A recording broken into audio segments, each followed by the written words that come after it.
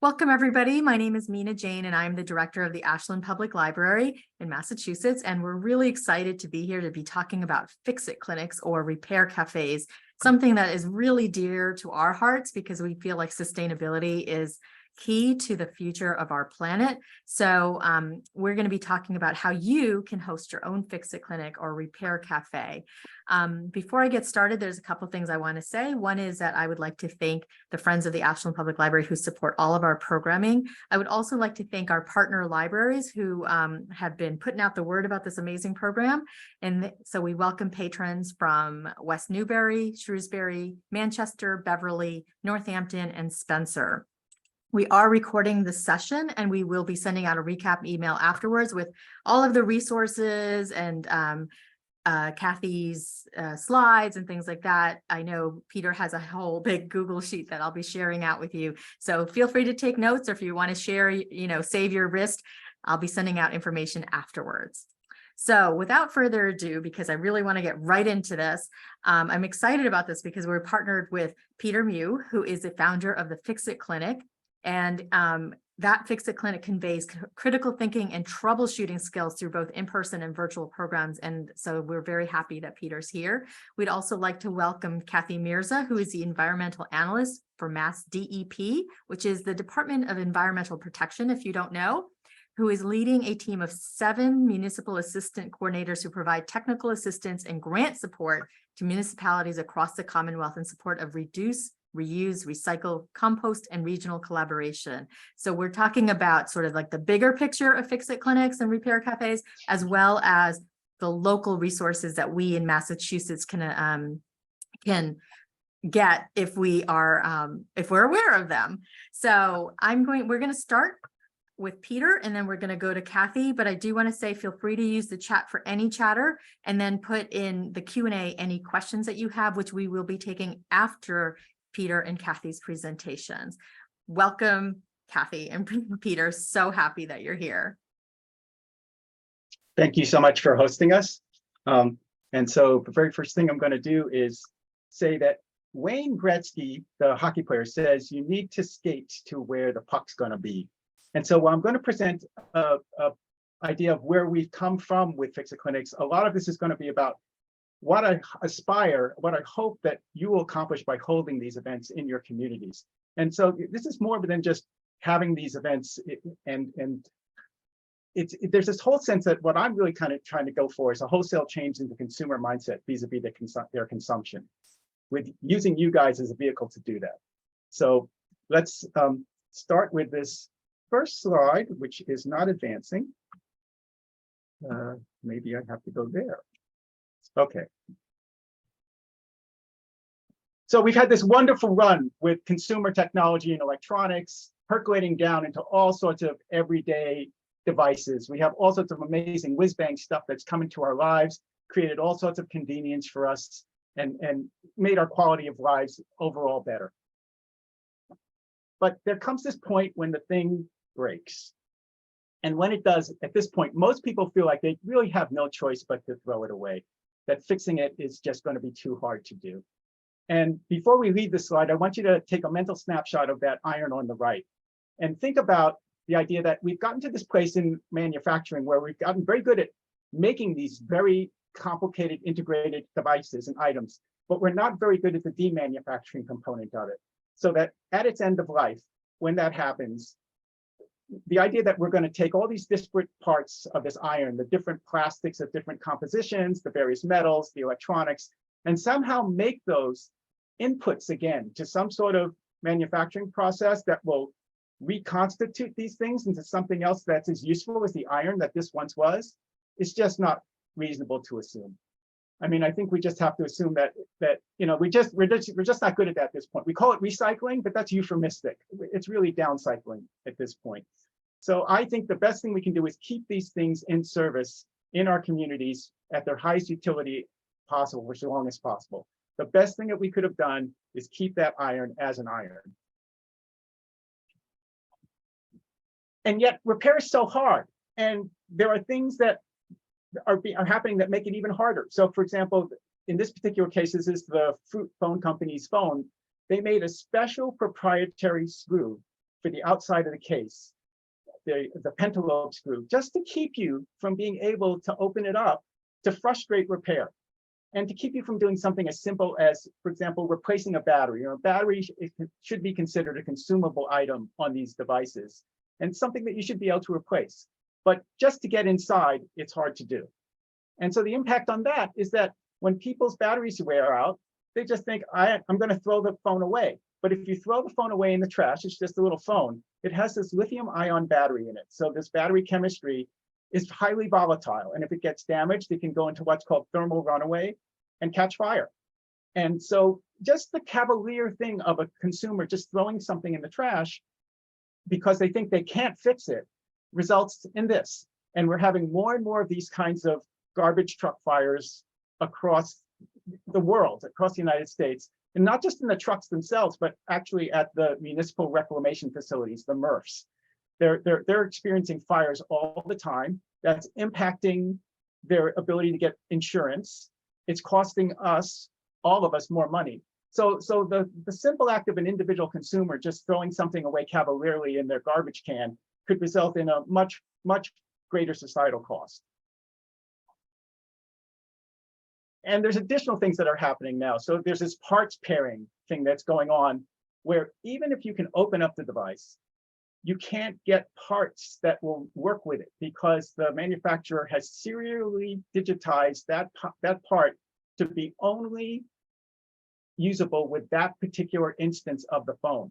So even if you had a donor phone that had a good part and you want to replace it with the part in your phone, you try to do that, it wouldn't work anyway. And so this is something that's going on not just with phones, but with all sorts of other things in our life as more and more things become a combination of hardware and software and embedded software. That impact is rippling down to everything. I mean, as more and more of our lives are dependent on these digital devices, that speaks to more of what Fixit Clinic is about: digital literacy, digital equity, digital inclusion, and economic justice. Because it's one thing if you lose your family photos when the phone goes bad, but it's another thing when you lose your access to healthcare or lose your access to finance, to banking, because your phone doesn't work. I was just helping a neighbor last night who has a new diabetes monitor, and it doesn't work with his phone, and he can't figure out why it can't work with his phone. But it's impacting his health because his phone doesn't work. So this is becoming more and more an aspect of where we're going and what we're about. So let's raise a toast to those people who choose to fix the things that we still can't fix while we can fix them. And sometimes they do it because they don't make the device anymore, like the Hamilton Beach Mixmaster mixer on the left. Or for those of you who have kids, the phone industry, the toy industry is like the fashion industry. If a kid has a favorite toy and it breaks, you often can't buy the toy anymore. And it can be a real crisis. Kids can get very attached to their toys. I mean, I don't think that Spider-Man walkie-talkies are going to cut it for her somehow. So that's the spirit in which we hold Fixit Clinics. We put tools out in the middle of the room. We invite the general public in with their broken stuff. And we have other slightly more experienced people who are milling about, helping them with their disassembly, troubleshooting, and repair. So notice that people are packed in densely, that people are working shoulder to shoulder, not across the table from each other, that we are really trying to encourage that kind of milling about. I say at an ideal Fixit Clinic, the role of participant and Fixit coach blurs, and everyone's just helping everybody else out. It's all hands on deck, roll up your shirt sleeves, help out. Everybody knows something about something. And there's something to be said about that participatory part, not just intellectually and mentally, but physically. And if like at home, like lots of times to work on something, you need extra hands. And so we're all about engaging the participant to be those extra hands, to help in affecting the repair. It's nonpartisan, apolitical, non-sectarian. Everybody's got broken stuff. Everybody's can relate to what we're doing.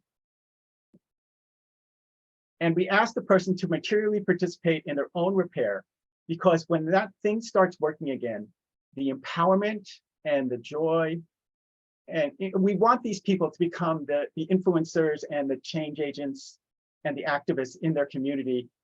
Maybe when this person is having coffee with a neighbor and the coffee maker breaks, they'll say, well, gee, let's try to fix it, as opposed to thinking, oh, we just have to throw it out and get another one. We love it when fixing families show up. There's really no lower age limit threshold to participating in these events, as long as there's some level of parental supervision. And like I said earlier, kids are often our best customers because they're highly motivated to get their stuff fixed. And while I'm going to emphasize the electronics and the household appliances, I want to say a big component of what we do is the soft goods, the fabric and textile stuff as well. That's a critical aspect of what we do. And at a Fixit Clinic, we basically, it's like improv. You never know what the general public's going to present you with. So anything and everything that someone can carry in is fair game for the in-person events. So how do you do it? All right, we got signage. There are 2 sets of signage floating in Eastern Massachusetts right now. One, I think, Daly Brannon at Harvard keeps, and the other one, I think, Jonathan Crones, who works with the JP Fixit Clinics, keeps that set. So if you're going to start this up and you want a set of signage, let's work to coordinate that for you, or maybe I can figure out how to get you another set. I recommend holding them on a Saturday or Sunday for no more than 3 hours. And the reason why I say 3 hours is because it's exhausting to the coaches to work for longer than that.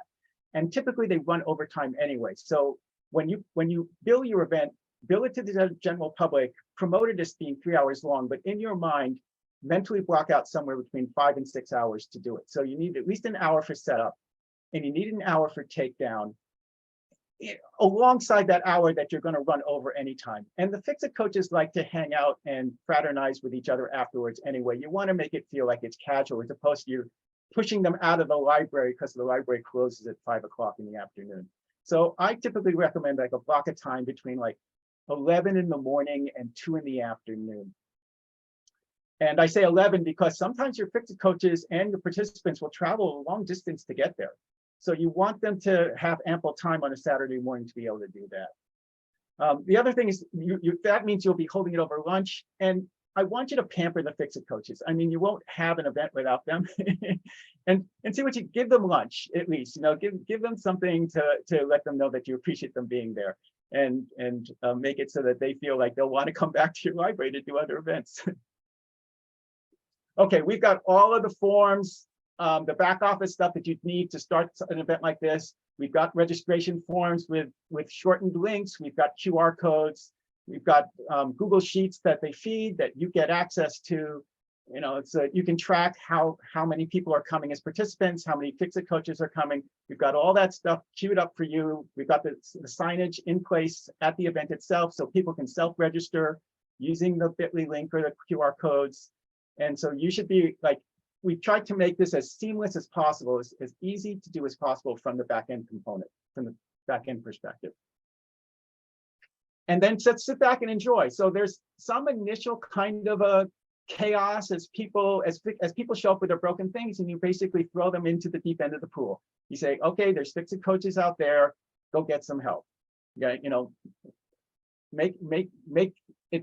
set up a situation where you can like get the help you need, or if for some reason just spectate as well. But the point is not to have participants with items waiting to get help. Like they should immediately dive in and help other people while they're waiting, and or watch other people who are working on their stuff. And of course, celebrate every repair. That's a big component of this, so that even if people's repair hasn't started yet, or their repair isn't going that well, that they know that repair is successful and it's going on all around. And you're going to have tons of success. I mean, our in-person repair rate is 70%, and we could actually do more. I mean, this is 70% with absolutely no help from the manufacturers. Remember, we have no net here. There's no service manuals or diagnostic tools or other stuff, just applying critical thinking and troubleshooting skills to the item at hand. Okay, so once you do that, you might want to get your own modest set of tools to have at your library. So this is the part where I talk about sort of my aspirational aspects of this. So this is an experimental set that we have distributed in numerous libraries in Northern California. And so everything you're looking at here costs about 150, 200 bucks. I think the boxes themselves were 50 bucks. But this is enough to get people started so that they can start to do some disassembly or troubleshooting. I'd love for every reference desk at every library in this country to have a set like this behind the reference desk so that people could bring stuff to the library and think about disassembling it. If you're going to have big Fixit clinics on weekends and you're part of a library network, or even for your own library, you might consider having a set of shared tools. So we're circulating tools like this in the Alameda County Library System and the San Mateo County Library System. As they have their big Saturday or Sunday Fixit Clinic events, these tools circulate. It does take one librarian in the network to kind of act as a tool steward. And so I'm always looking for champions like that. So I'm encouraging, if you could be the champion, let's work on getting you a set of tools that would circulate from event to event. If you don't want to do either of those, you can do something much more modest and just have a simple, small task-specific toolkit.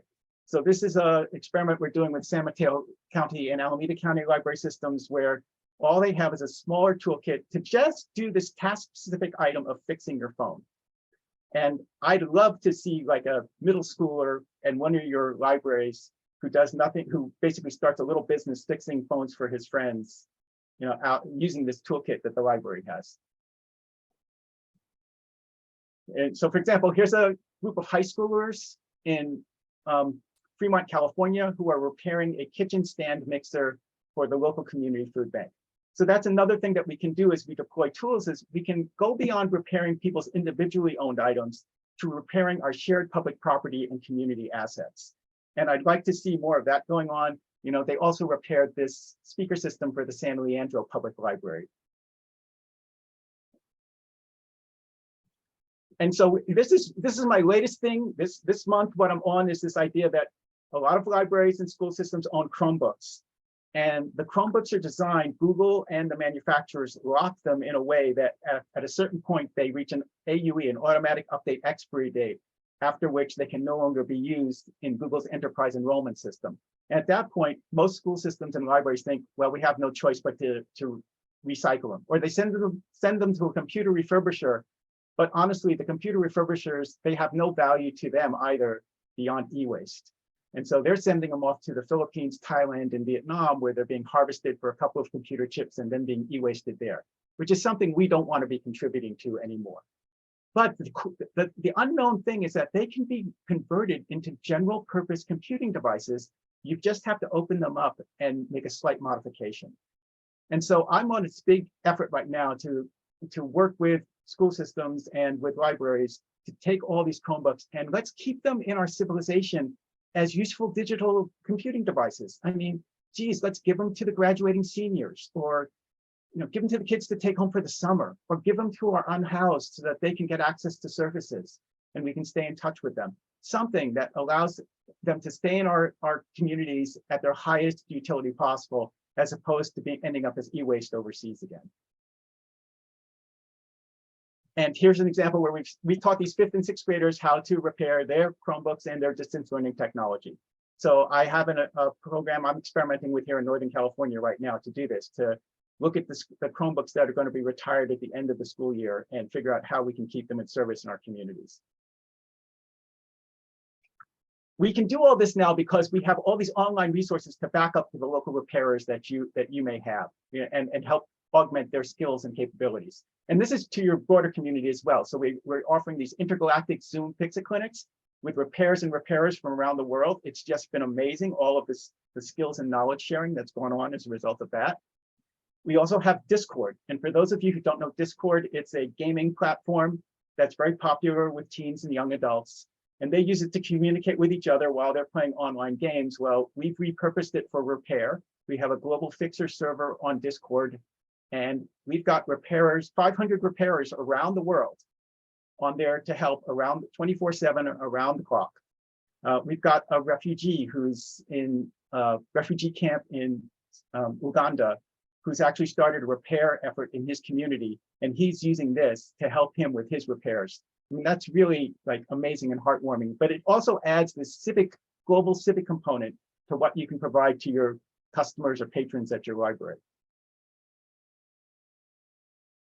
And so just to reiterate very quickly from upper left to lower right, some of the places we've been with these mechanisms: northern New Mexico, Palestine, Scotland, Paris, France, Belmont, Massachusetts, Berkeley, California, London, England, and Melbourne, Australia.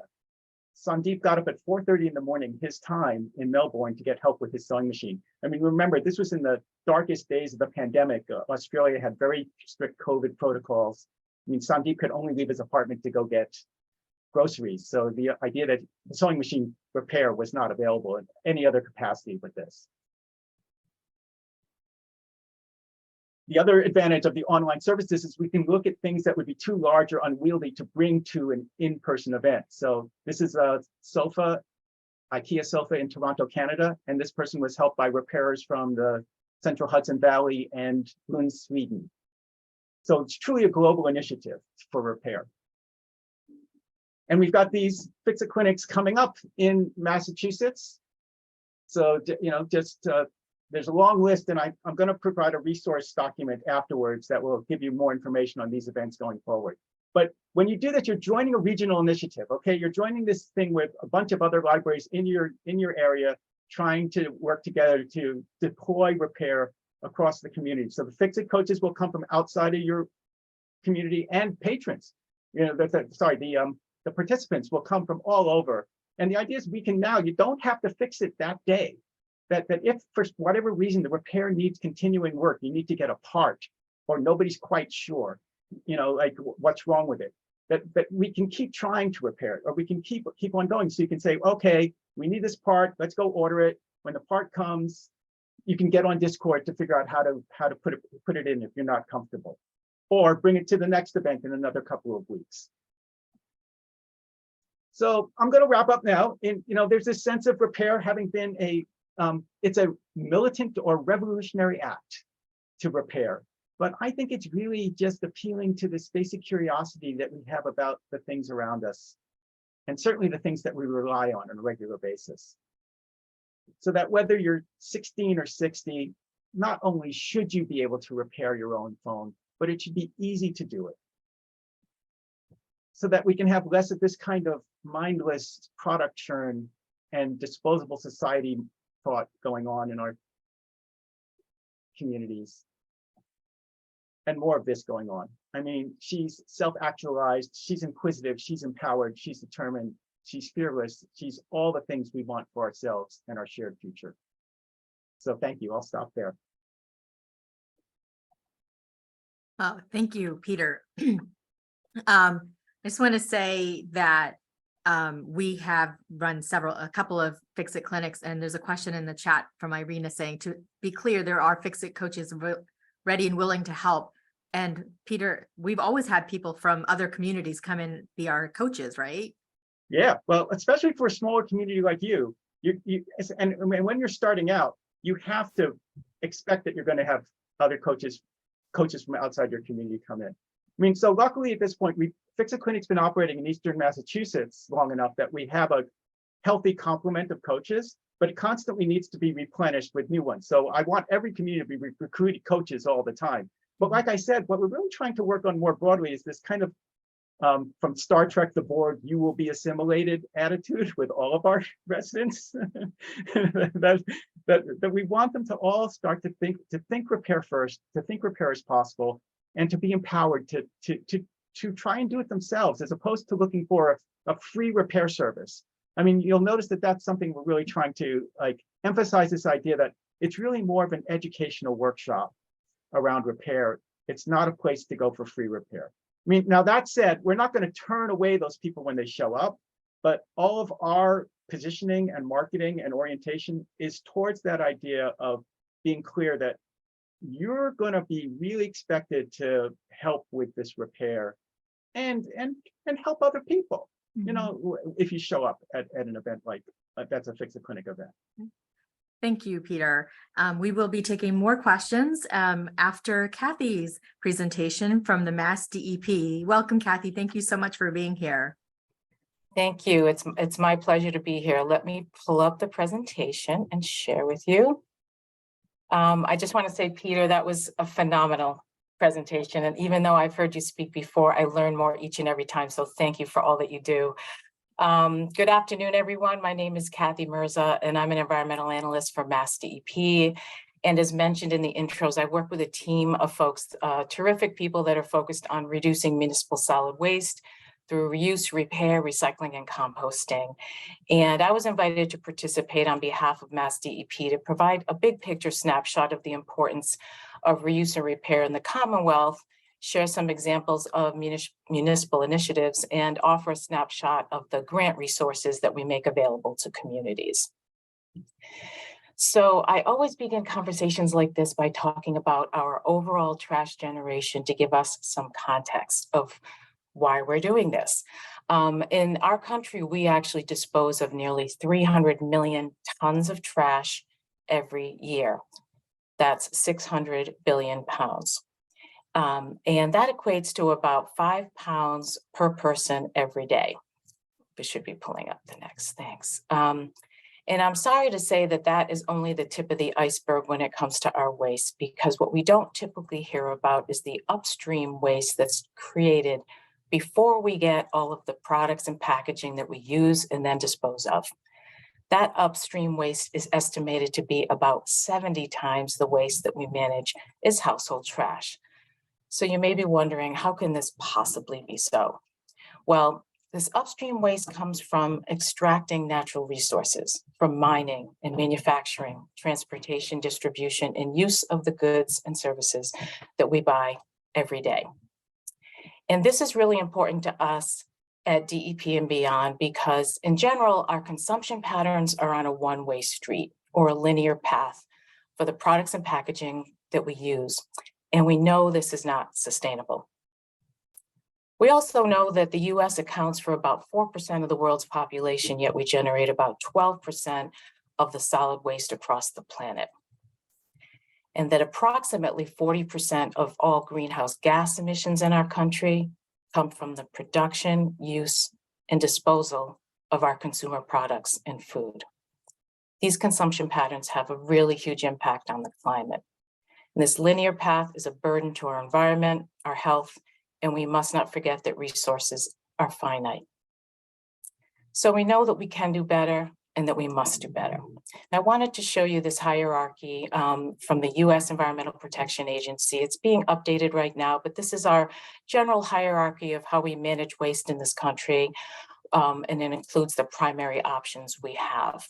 And you can see here that waste reduction and reuse are at the very top. And that's for a reason, that these actions will have the greatest positive impact on the environment without question, and they save us money. Repair is a very important component of reuse, and MassDEP is committing substantial resources to help build capacity in the reuse and repair sectors across our state. We really want to work with all of you to grow a culture of reuse and repair in Massachusetts.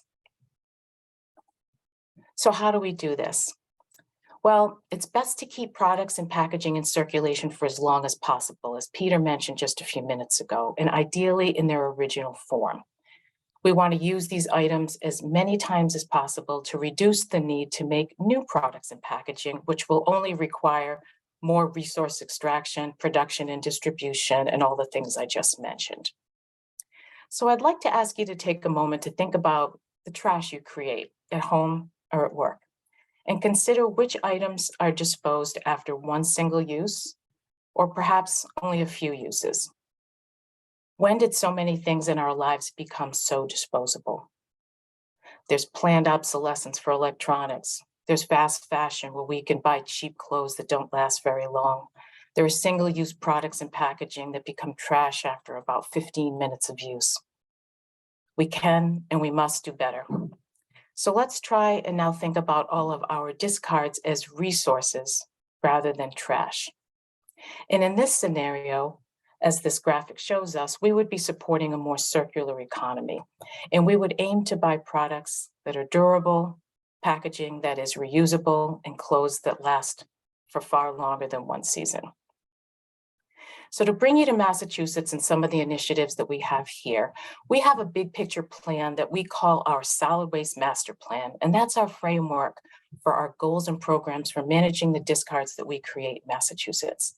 It's updated every 10 years, and right now we have a plan that runs through 2030. So in our state, we currently dispose of about 5.5 million tons of trash every year, which equates to about 1 ton per person per year. That's a lot when we include what we generate at home and at work and at school. So where does all of this go? About half of it stays in our state and goes to municipal waste conductors. Another 1 million tons goes to landfills in Massachusetts, and the rest gets shipped out of state for disposal, and that's about 1.5 million tons. Now, at DEP, we want to ensure adequate capacity to manage our waste here, and our preferred option is to reduce the overall amount of waste disposed, period. And our goal is to reduce waste by 30% by 2030.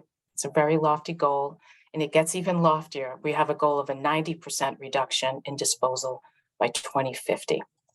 And now we have our first reduce and reuse action plan, which includes many programs and initiatives to foster reuse and repair across all sectors in our state. And we're very excited about this. So this is where you come in. The library model that you're all very familiar with supports a sharing economy as well as waste reduction and reuse.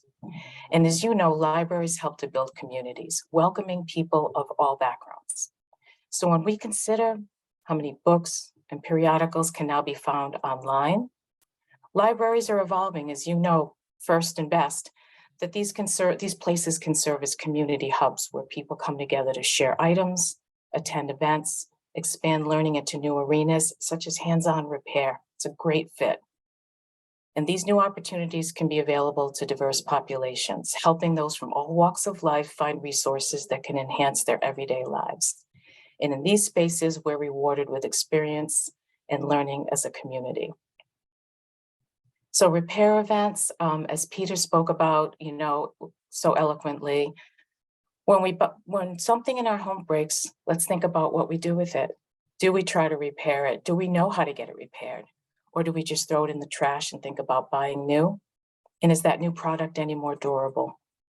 So these repair events bring together members of the community to help build a culture of repair, to keep these damaged items out of the waste stream.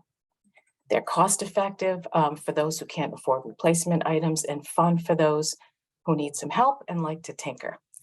A community repair event is an event where public can bring, household items and receive assistance or coaching from a volunteer to return that item to service, because that's what we're all aiming for.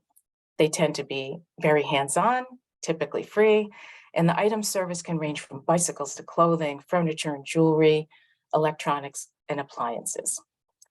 And from DEP's perspective, these repair opportunities can be further expanded when libraries consider having a tool library or a library of things as a complement. And many libraries do this already. This allows residents to come together in a public space where both the resources are there and the neighborly support is available at an event where everyone can dabble in repair. I can tell you people love these events. They're really a win all around. And I see that Rob Gogan is on the call today, and I saw him last week, and he's done many of these events. So I'm borrowing something you shared, Rob, which is like the idea of using these events to help us change our mindset about the stuff that we buy, so that when something stops working, we want to move away from the thinking that let's throw this away and buy a new one. We really want to move away from that thinking. So MassDEP has resources on the website, and these are live links. When you get the presentation after, you can explore a little bit further. Resources about how to set up these events. We also have a statewide working group on reduce and reuse, and we are creating smaller work groups to focus on targeted issues, and repair is very much a part of this conversation. We also have examples from other communities on how to set up events and learning together. We also have grants, which I think will be exciting for some of you if you're not familiar with what we offer at MassDEP for grants. So we really are trying to incentivize local repair events, as well as these tool libraries, lending libraries, libraries of things, through a few of our grants. On the left-hand side, you can that box really talks about grants that are targeted toward cities and towns. And we have a Sustainable Materials Recovery Program grant, which includes the Recycling Dividends Program. And it's a very popular program across the state. It's been running for about a decade, and it provides grants to municipalities that implement programs that demonstrate best practices in waste reduction. So what happens is cities and towns can earn points that have a dollar value based on the number of households that are served in their solid waste program. And community repair events and tool libraries help cities and towns qualify for more grants. The events in our program must have been held in your municipality and modeled after the Fixit Clinic or Repair Cafe or a similar type of repair initiative. Now, each year we award in total more than $3 million toward this entire grant, and municipalities that earn through it are allowed to use the grant funds on approved uses that help continue to build the program over time. You can see a few examples on the slide here that communities can earn points for the types of repair and reuse that we're talking about, but then they can also reinvest that grant money toward more repair events and expanding their tool libraries or libraries of things. Now, on the right-hand side of the slide, we have a separate grant, which is our micro grant, and that's really directed toward nonprofits, non-governmental organizations, businesses, and then in some cases, municipalities. And these are for reduce, reuse, and repair explicitly, and the awards are up to $5,000. And so again, take this away if you're interested, and these have live links in them to explore more about these grants. I wanted to share a couple of success stories. Last year, we had 8 municipalities earning grant points because of the repair events that they held. So they earn more money. And we had 44 municipalities earn grant points for their tool libraries and libraries of things. So now these communities have more funding that they can continue to invest in the program. And as I just mentioned, libraries can support their local repair events by hosting these tool libraries. Now, the grant money can be used for a number of things, like the basic tools that Peter mentioned in his presentation that might be really handy to have in a library, whether it be for the events or for individuals that come in and want to check them out.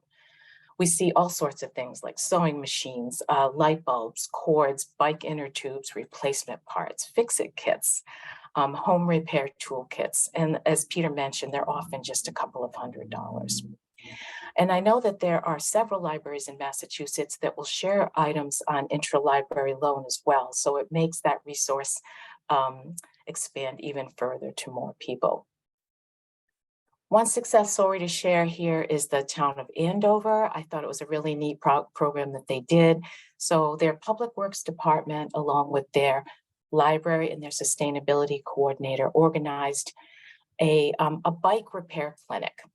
And they used their grant money to host this. And they brought in an experienced instructor who taught participants about basic maintenance and how to, repair a flat tire and all that good stuff. It was a 1-hour clinic. It was really well attended. The local television station actually provided some media coverage. And the tools and the bike repair kit that were purchased for the event then became part of the town's library of things that they would loan out to residents for free going forward. So I thought that was a really neat model. When you get these slides, you'll see that if you click on the Mass Library Systems logo, it connects you to the listing of repair events that are will be hosted in libraries in the coming year. I have just a couple more slides, but I wanted to share this as well. WBUR had a feature story just earlier this month about a repair event in Framingham, which was phenomenal. And they had hundreds of people attending.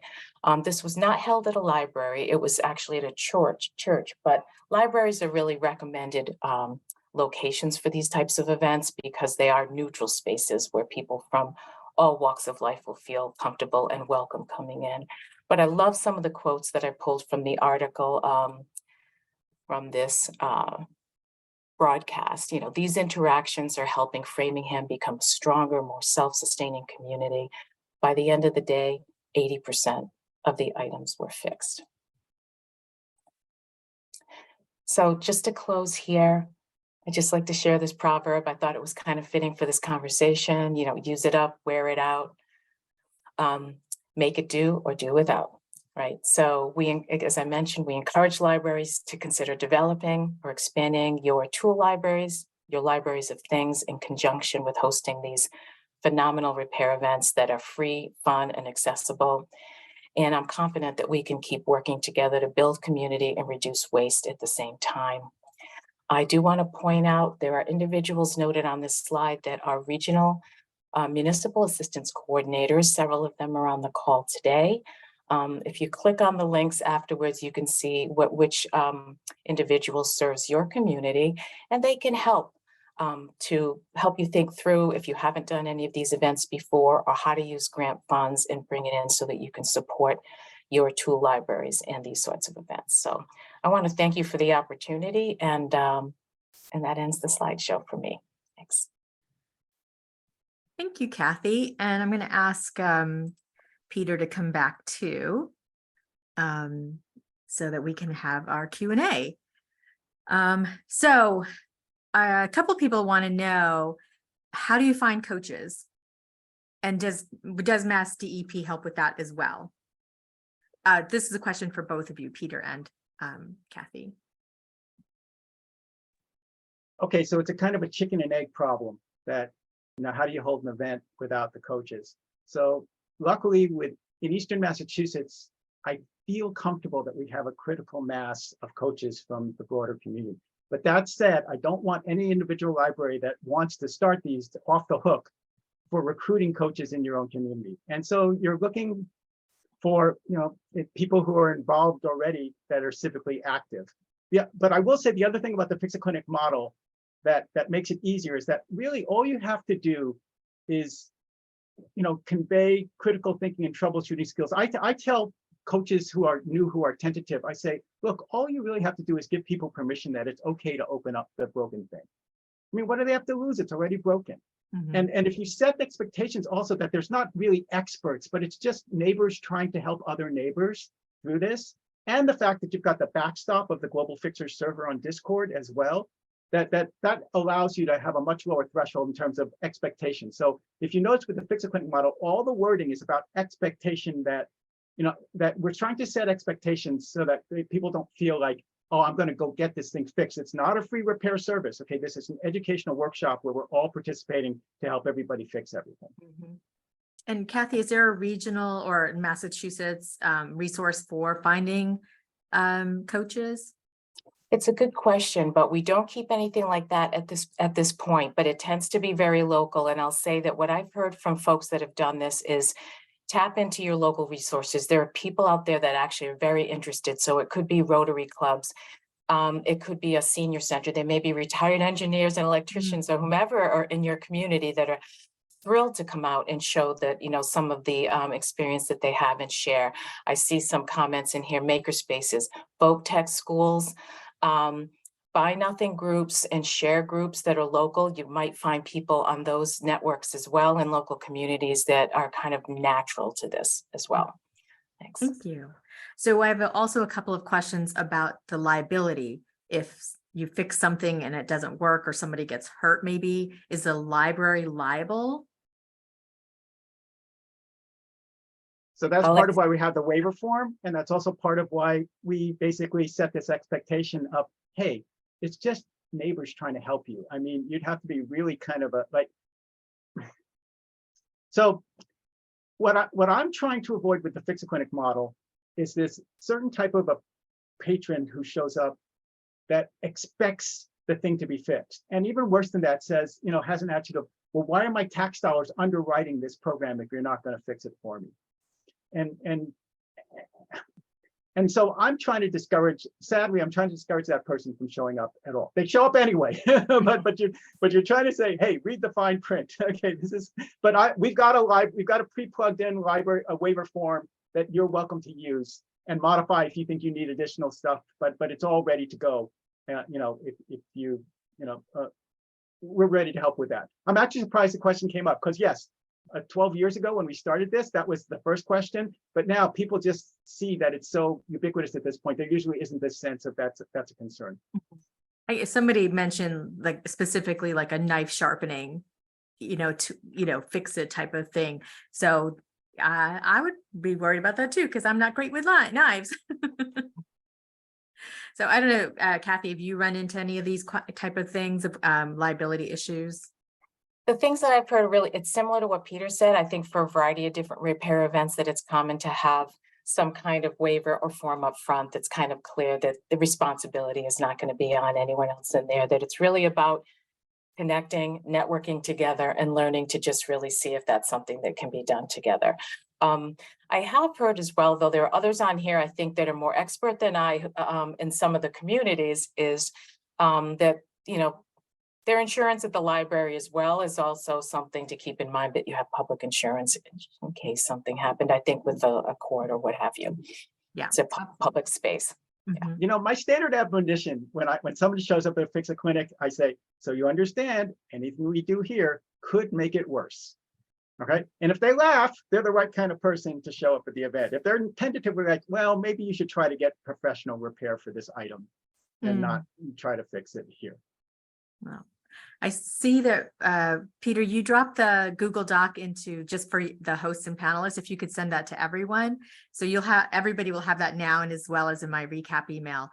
Stephanie has requested some information about the Chromebook program that you're working on, and we can send you, Stephanie, some information about that. But she also asked, and this is a really good question, what do local hardware stores think of a library buying and borrowing out tools? Is there any pushback that they are not going to be able to sell those things to area residents? And it's probably the same question we get about books. So, why buy, anyways, any thought on that?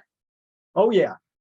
Okay. So, in the spirit of keeping everything at their highest utility possible for as long as possible, and to sort of tone down the consumer churn that we have in society.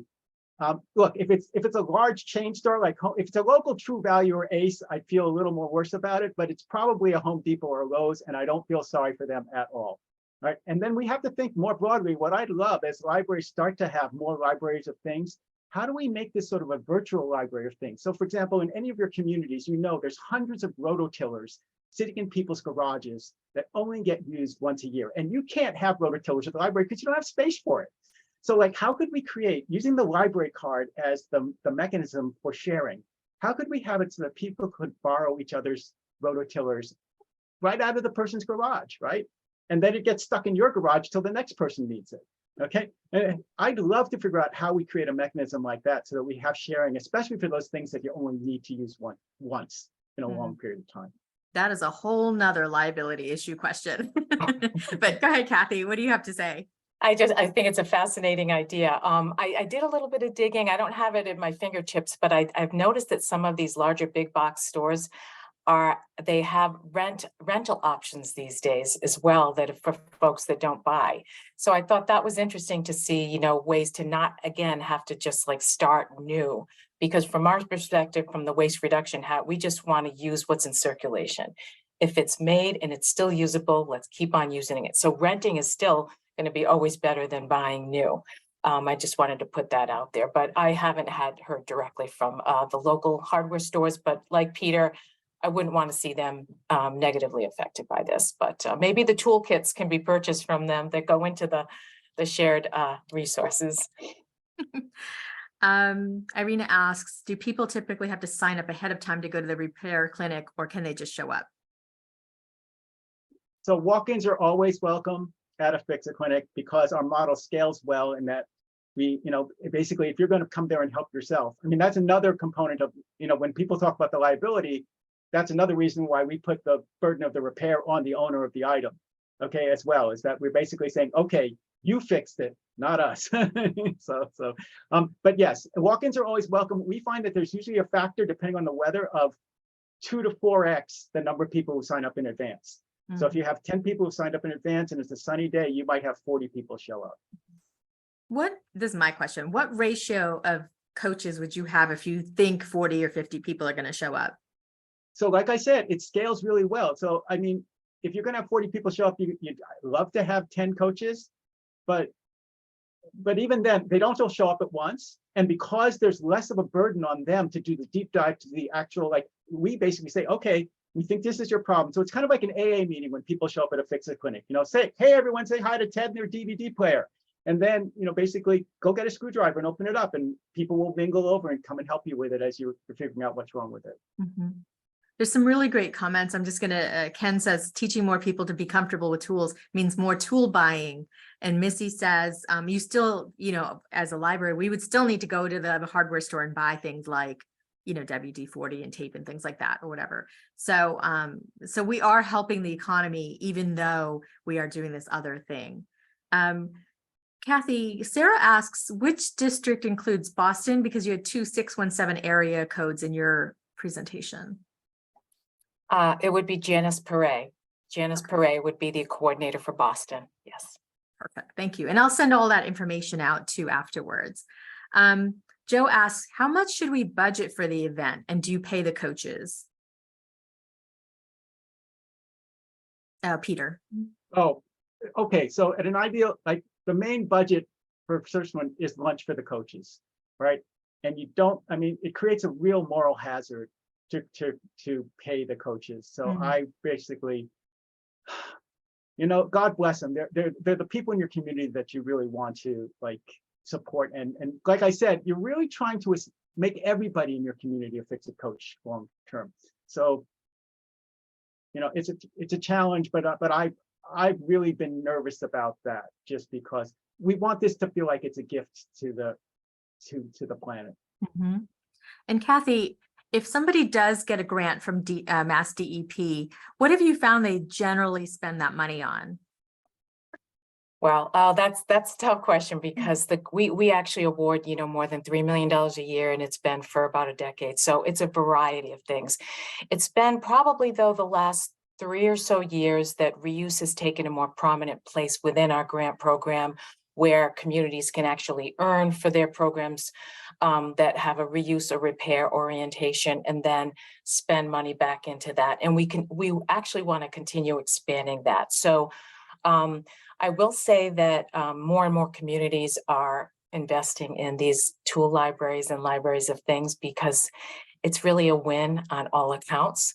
And you see all sorts of neat, creative things showing up in libraries. And I think it complements these types of repair events beautifully. I love the idea of dialing in young people as well. As Peter mentioned, I've seen that in a number of communities. It could be inviting clubs in, because some of these clubs like to have projects that are, whether it's a Lego building, a lot of these things or what have you, the resources might be available in that public space where they can come together and go to town with it. I'm going to go back to that the quote that you had there at the end of, really using something up until it's, totally unusable. Do you find that there's an age discrepancy between people that are older, middle-aged, and younger for wanting to repair? And this is a question for both of you. I don't know if I can say. I think Peter would know better than I. I see a variety across the spectrum. I've worked with students in the schools that are they're gung-ho. They want to learn. And I think that reuse in general is kind of hot and interesting for younger generations. So, whether it's thrifting, for example, for reuse and finding things that have character and that are charming. And I think that many people are just more in tune to the environmental issues as well, and that some of the choices that they're making are because of that. And so as best as we're able to connect that for them and provide those opportunities. But I would suspect that, Peter have seen that it's probably really fun, I think, for folks of different ages to get their hands in. But what do you think, Peter? Well, if they're motivated, they're strongly incentivized to do it. So I gave that example of the broken toys. But for an older generation, we're teaching these 6th graders how to repair the 3D printers in their school, and they're highly motivated. When those things go down, they can't print out their little plastic tchotchkes. So they are very, very interested in keeping those things going. Love For it. the middle schoolers, maybe you've inherited a smartphone from your parents, and that's a big deal. If it breaks, then you need to get it fixed. So we're trying to appeal to that aspect of them. And so with this Chromebook program, the idea that they used to have those fix a bike, get a bike programs. So maybe if we can like fix a Chromebook, get a Chromebook kind of program so that they can take a computing device home, that would be another thing to work on. Finally, in California, and I don't know if this is true in Massachusetts, but a lot of high schoolers have to do community service credit in order to graduate. And so I've had a lot of them show up at Fixit Clinics as coaches. They're not all super motivated, but it's another way to get them interested in this stuff going forward. I agree that the technology is a big draw because it's funny, I know a student in town where I live, and whenever someone has a problem with their electronics, he's the go-to. And he's about 17 years old, and he's been the go-to for a number of years now. So it's kind of interesting how that works. And yeah, to share that. We'd love to have them. Bring them in. A couple of people have asked in the chat, is there any place that we can find all of the Fixit clinics and repair cafes that are coming up? Is there any centralized location for us to share that information out? Yeah, Rob Grogan's asking that. Rob, that's your job now. He's probably sorry he asked now. But I think that is a good question. And I think somebody else asked a little bit later, Mary. So couple more questions in the Q&A. What I'm noticing is that more affluent communities are participating in this initiative. Are there any programs targeting less affluent communities or cities, or resources for them to be able to do these kind of clinics?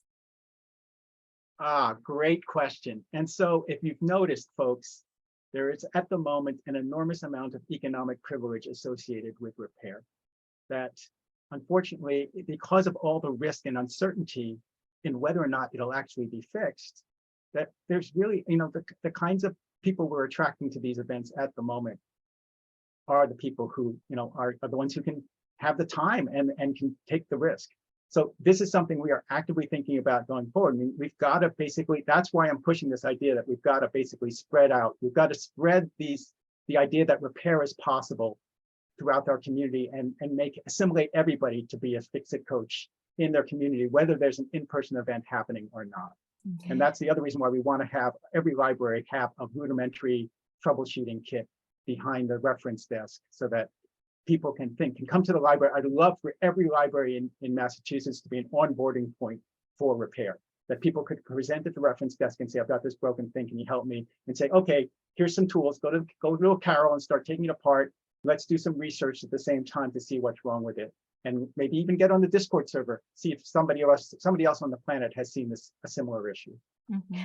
I love hearing about the Discord server just because I hear it from one of my teenagers. So I know that that's something that will connect young people.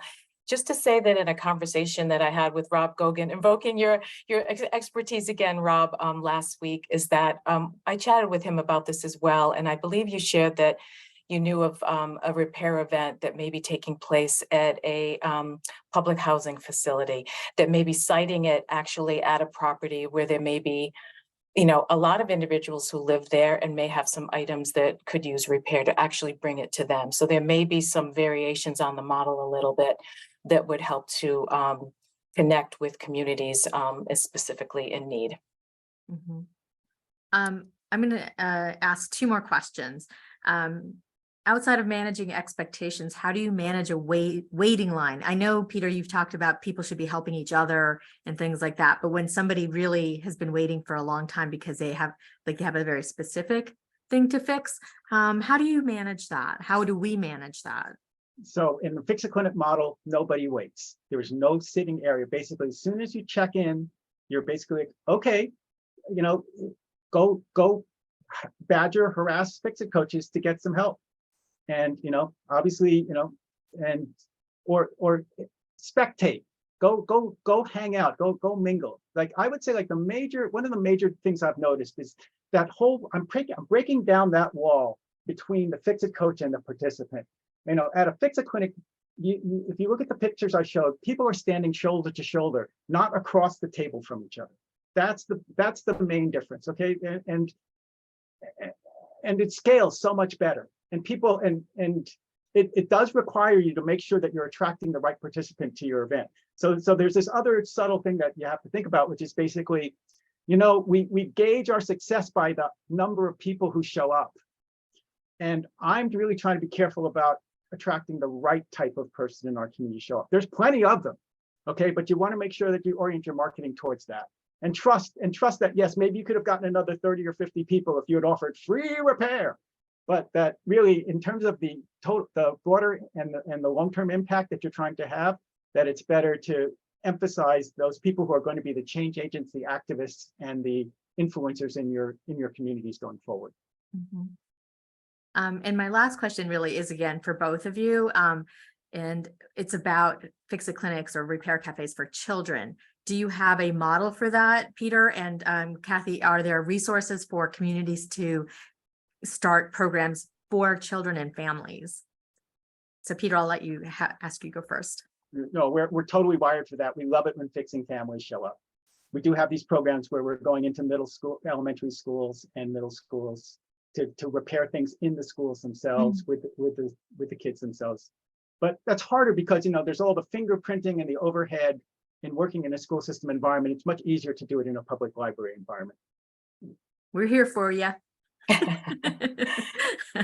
And how about you, Kathi? What resources can we find in Massachusetts specifically for children and families? Well, I would say that the way the grant funds can be used through our program is pretty wide open, as long as it can be used toward repair and reuse.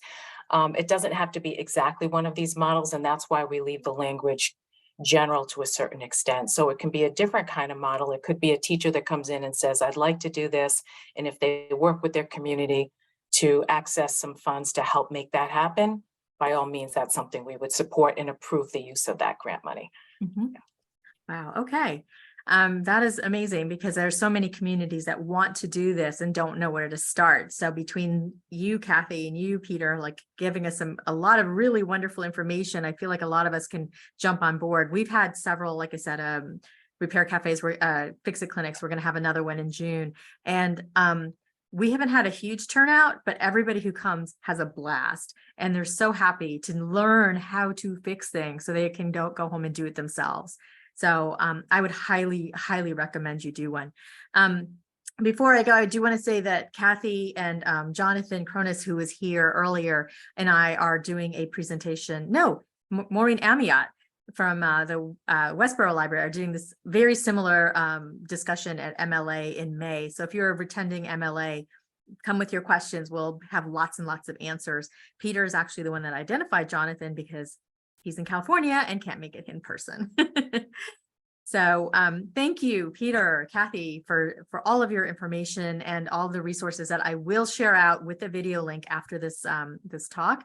And for everybody who came, I really loved the chat. It was total crowdsourcing information, and I really appreciate you putting so much thought and effort into making this a successful program. So good luck on your Fixit clinics. Kathi, Peter, I'll be in touch. Thank you so much. Bye, everyone. Have a great day.